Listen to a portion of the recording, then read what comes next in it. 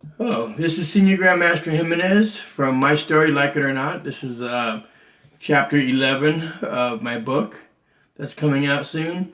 Today what we're going to talk about is the chain of cigar shops that I used to own in the Bay Area.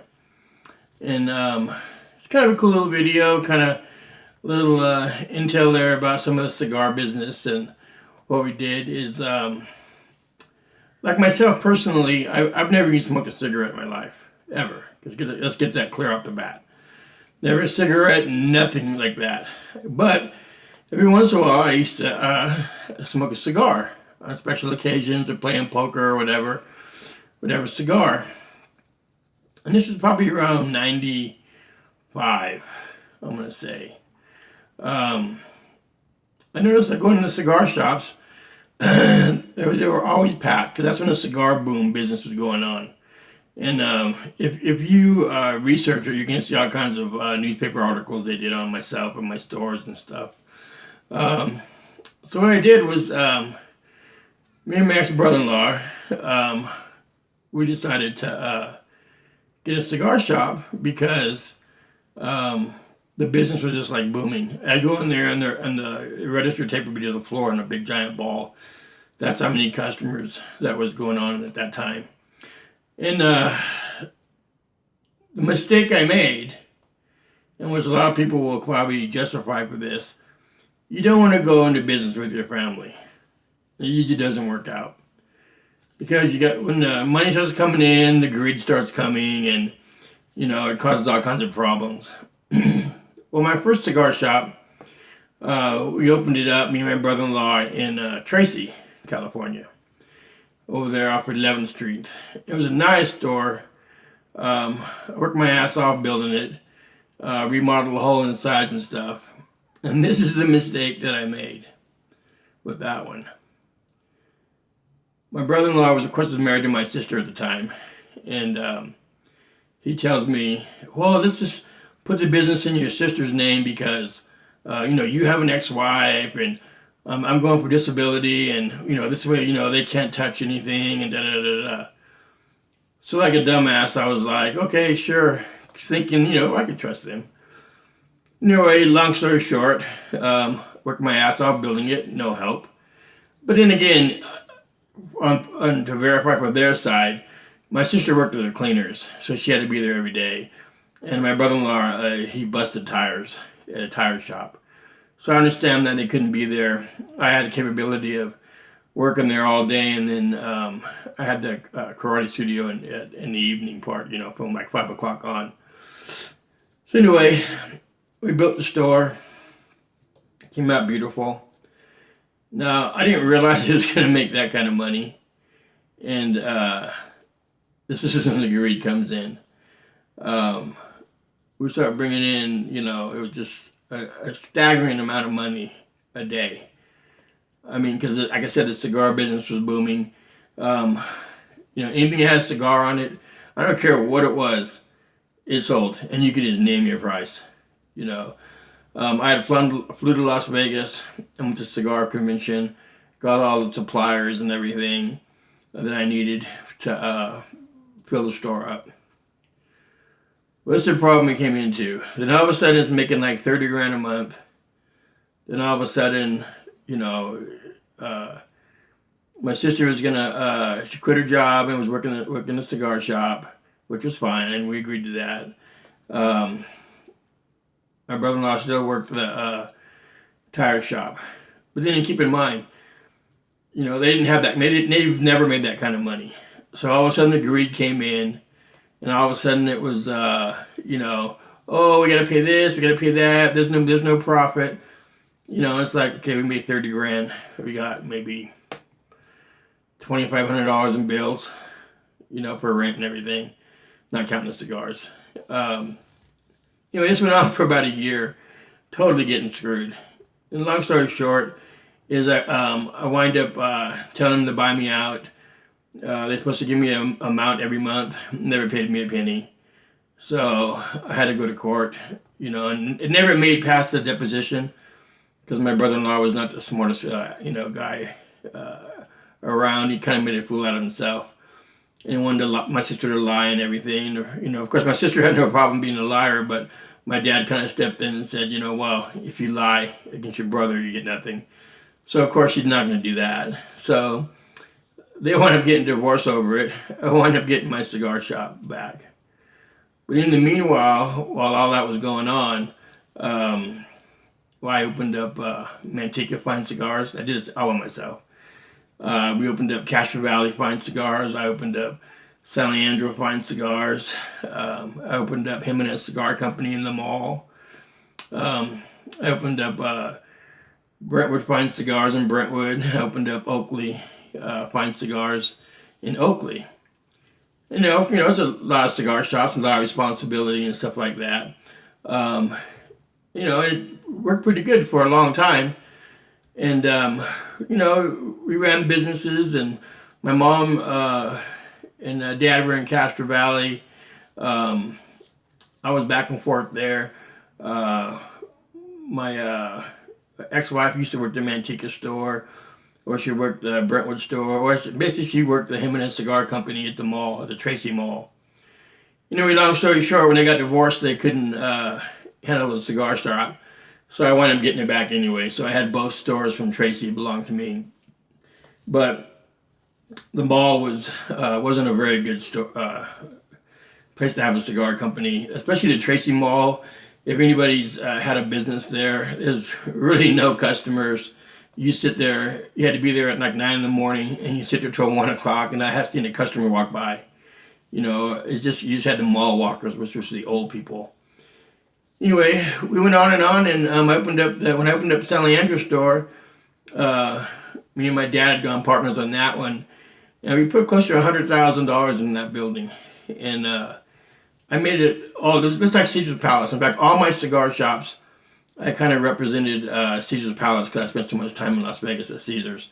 You know, with the Roman pillars and the chandeliers and the emerald carpet at the time and stuff. So all the cigars, even though the small cigar shops, I had some small ones, they still, when you walked in, you had there's still the one chandelier, and, you know, it just had that, like, elegant look. And no cigarettes. I didn't sell cigarettes because I just didn't want that in the store, even though, you know, you can make a lot of money. Or I didn't put the bongs in there like a lot of cigar shops did. And eventually, what wound up happening was the state tax franchise board in the state put a 65% tax on cigars, in which it caused a lot of cigar shops to go out of business.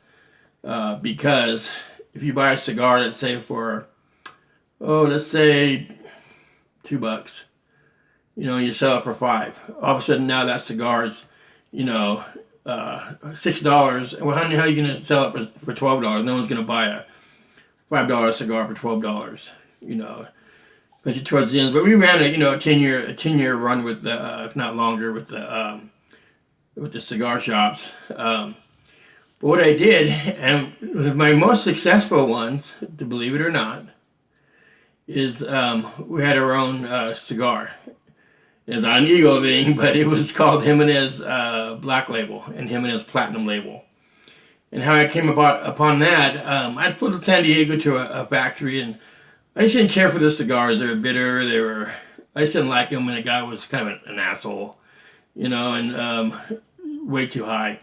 But what I did was, I was in the trade show in Las Vegas, and I met this Cuban guy out of Miami, and he made me a cigar. He rolled me a cigar, he gave it to me, and I had bought these glass tubes for some of the cigars, and I put the cigar in the glass tube and I sealed it, because in this cigar conventions you get hundreds and hundreds and hundreds of free cigars they give you to see if you like their cigar. Anyway, long story short, I had it for about 2 weeks. I thought, let me try this cigar. So I tried that cigar, and I went, oh my God. It was one of the best cigars I ever smoked. Better than the Toro Fuentes, better than the Cuban cigars. It just was unbelievable. So I got a hold of the factory in Miami. So I wound up using them for our factory, and we made the Jimenez cigar Black Label. That's where it was started. And Jimenez Platinum Label. It came in a glass tube. And how we all had different sizes.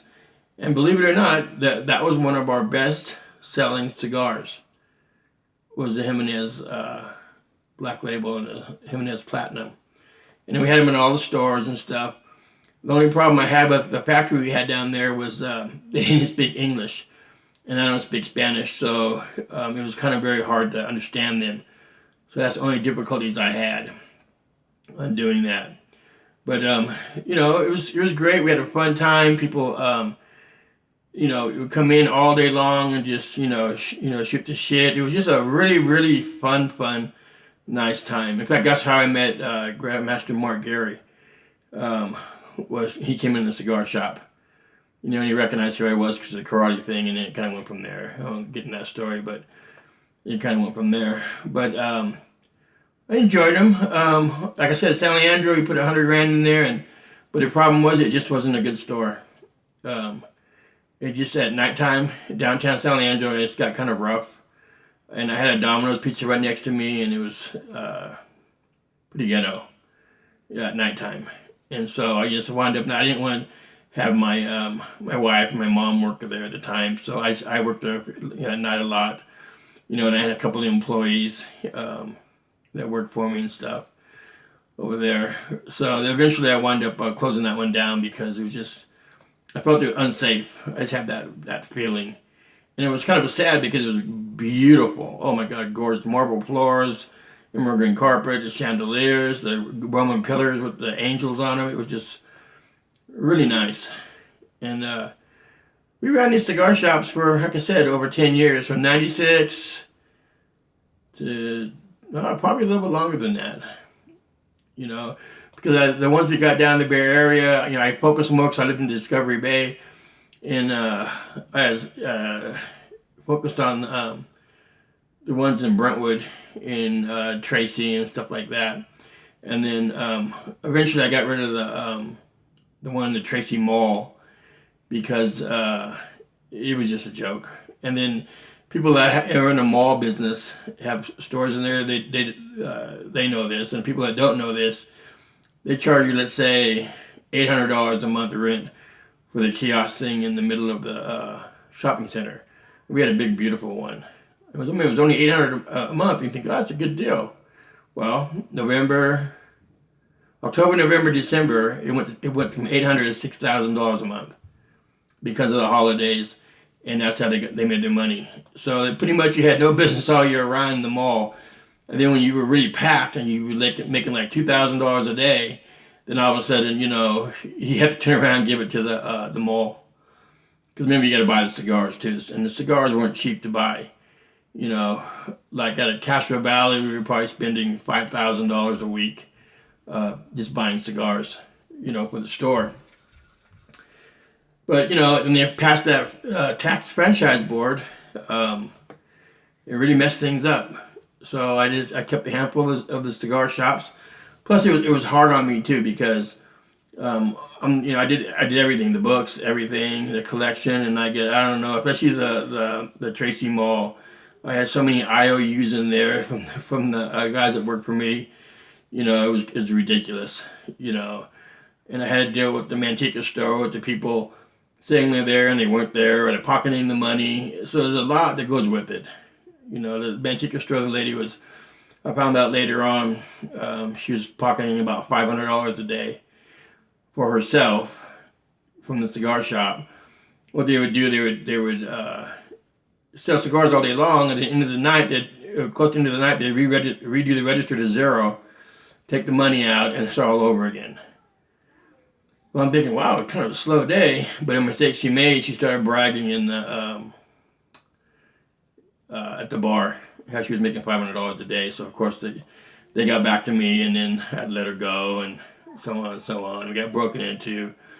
So there's a lot to it, but it was a really fun business. And this went on with I had my martial arts studio too. That's always came first and stuff. But because a lot of people, they've asked me, about the cigar business, how you got hooked up into that, because you're in martial arts, and it was just a business decision. It wasn't anything else but that. I went to there, and like I said, I go to the different cigar shops, and I look down the register tape, and it's down to the floor. Casillas in Sacramento, he was doing like $2 million a year in making cigars. I spent $3,500 a week with him every week, just buying his cigars, including all the other ones. Back then, you couldn't get a Toro Fuentes because they put a cap on it, and if you didn't have a grandfathered in, you couldn't get them for the cigar shops. So what I did is I found a guy back east, and he sold them to me for retail. Okay, but all the other cigar stores would have, let's say, maybe one, maybe two boxes, and then they were really high, and that would be it. They couldn't get all the Don Carlos and the really good ones, right? And the Opus X was almost impossible to get. So what I did is I told him, I said, I'll buy everything you got. So I gave him like a $50,000 order, and I bought everything he had. Cleaned him out. I had stacks and stacks of Toro Fuentes. But the only problem is I had to sell them. I bought them retail. So, of course, the price was way higher. But people would come in and bitch, going, oh, my God, this is this much better price as a cigar? Yeah. Well, we're going to go to tobacco leaf. They're cheaper. Well, go ahead. Oh, they don't have any. I go, well, I do. So that's the, kind of business sense. It's kind of like, they're in demand. You have them. I bought so many, he wound up he sold me a box of Opus X, Toro Fuentes. Now, a lot of you don't know what I'm talking about, okay, but anybody that knows about cigars or in the cigar business, they know Opus X is probably one of the best cigars you can smoke. And believe it or not, I sold those cigars for $75 a piece. And I had a guy offer me $150 because I only allowed 2 per person because I don't want anybody buying the whole box. But that's how expensive cigars got back then, especially those kind. Now we'll get into the Cuban cigars. Now the Cuban cigars, everybody thinks that's the best cigar you can smoke. That's not necessarily. It's whatever taste you have. Most people, the average person, could not smoke a Cuban cigar because they're too strong. They're going to get sick, they're going to get dizzy. So I always tell them to start out, a small one. Plus you can't sell Cuban cigars. But wink, wink, most cigar shops have them in the back. But it's like a $250,000 fine and they close you down. But for a lot of good customers, a lot of cigar shops had them because they got them from, the black market or whatever. Now I think they lifted the embargo. But, like I said, it was a good business. So I wound up whittling it down to like 2 cigar shops. And I just kept Brentwood and I kept Oakley. And I kept that there for, actually, I'll be honest with you, it probably was, it was more, probably about 15 years we had the cigar shops. A little bit longer. It wasn't 10. I can think back now, because we started in '96 was our first one, and I kept it going all the way, and then, but it was fun. Like I said, I never got robbed. I got people who stole cigars from me inside the humidor. A quick story. I don't want to make this video too long, but a quick story. Little old man, and I've always done this. It's because of the karate studio too. This little old man comes in. And he went in there and he comes out and he tells my wife, he goes, oh, honey, I forgot my cigar. I mean, my wallet. I'm sorry, my wallet. Da-da-da-da-da-da, and he had about $20 of cigars. So she goes, okay, just go ahead and take them. You come back and pay us the $20. Now, I've done this several times. People forgot their wallet. I don't know them. And if I kind of look at them and I kind of get a good feeling, I'll just go ahead and take them. And, and they tell me, well, what if I don't come back? I go, well, you get, $20, $30 worth of cigars and, you lost a good cigar shop. Every time I've done that, they've came in and paid their bill. Plus one guy bought me a bottle of Jack Daniels, which I don't drink, but he brought it to me because he said no one's ever trusted him in his life. He goes, and you were a complete stranger and you trusted me. So, I'll do that all the time. Well, to get back to the little old man did that. And so he left, and I used to have a monitor under the register. You couldn't see it. and the cigar shop in the humidor, walk-in humidor, I had a camera. So the people in there can't see us. They're behind the register, so they think that we can't see them. But we could watching them. Anyway, I was out of the store, another store, and my wife called me up, and she's all, "Oh my God, you remember the little man?" I went, "Yeah." She goes, "He came in and he paid us $20 for the cigars." I went, "Oh, that's great." She goes, "But yeah, well, here's the problem." She goes, "I'm watching him on the monitor. He's stuffing his pockets with cigars." So she goes, "What do you want me to do?" And I said, "Should I call the police?" I said, "Nah, don't call the police." I go, "Just take the cigars from him. Tell him don't come in anymore." So he comes out, he's a little man in a suit, little guy. And he's all, "Oh, honey, I didn't find any today, but thanks for trusting me." And she's all, "No." She goes, "You need to put all the cigars back that you took in there." He goes, she showed him the monitor. She goes, "I've been watching the whole time." He goes, "Oh, I'm so sorry." So he had $150 worth of cigars stuffed in his pockets. And then she's all, "Well, you know what, I'll pay." And she said, "No, just leave. No, come back." So I didn't call the cops on him. I just made him leave, you know.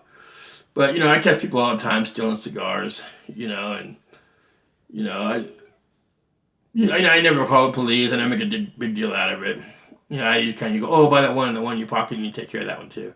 "Oh, yeah, I forgot about that." "Yeah, okay, no problem." You know, and then if I tell them, you know, if you're going to steal something, steal a better one.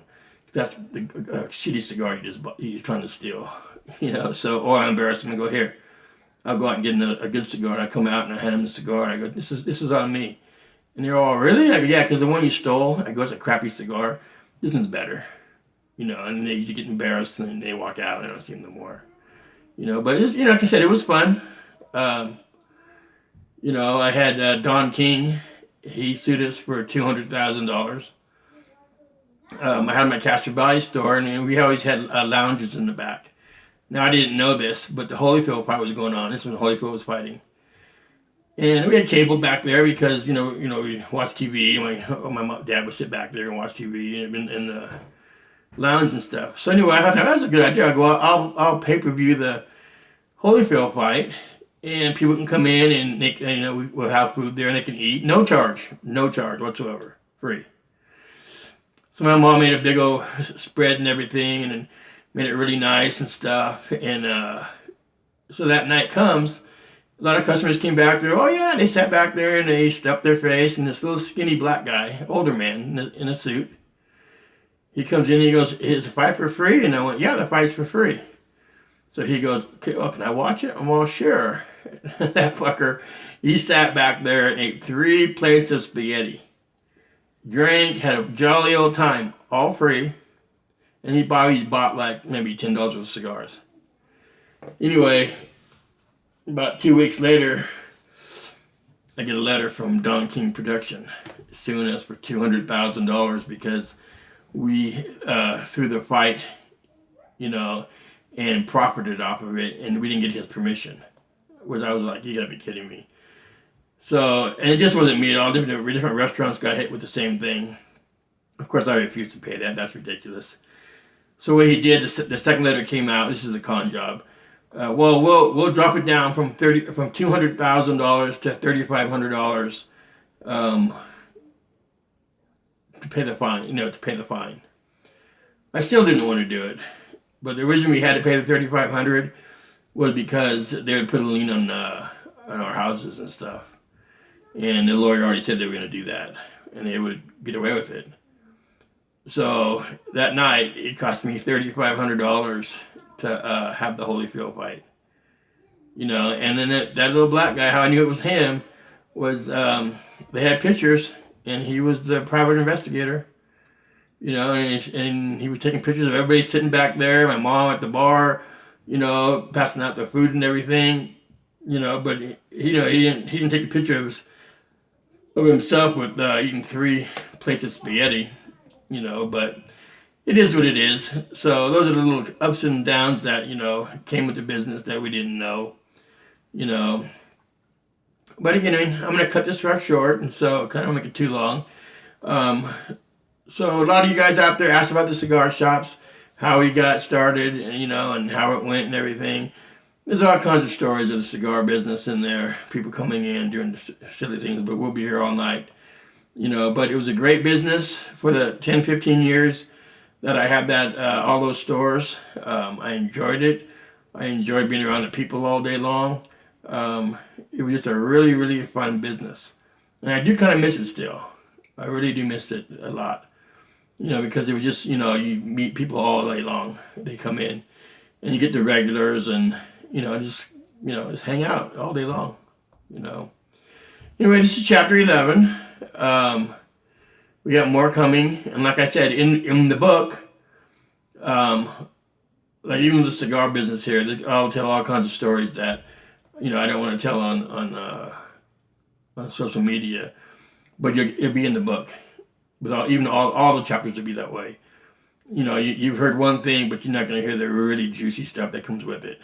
So these are kind of like teaser chapters, so you know what we're talking about and stuff like that. But again, I'm Senior Grandmaster Jimenez. If you go to YouTube, it's Senior Grandmaster, My Story, Like It or Not. Now, Senior Grandmaster is SGM.HEMENES, My Story, Like It or Not. It's on YouTube. I made a new YouTube channel, so there's only 2 subscribers on there because I put it on my big Contra Kimbo Live one that's got a lot of subscribers, but I thought I'd separate it.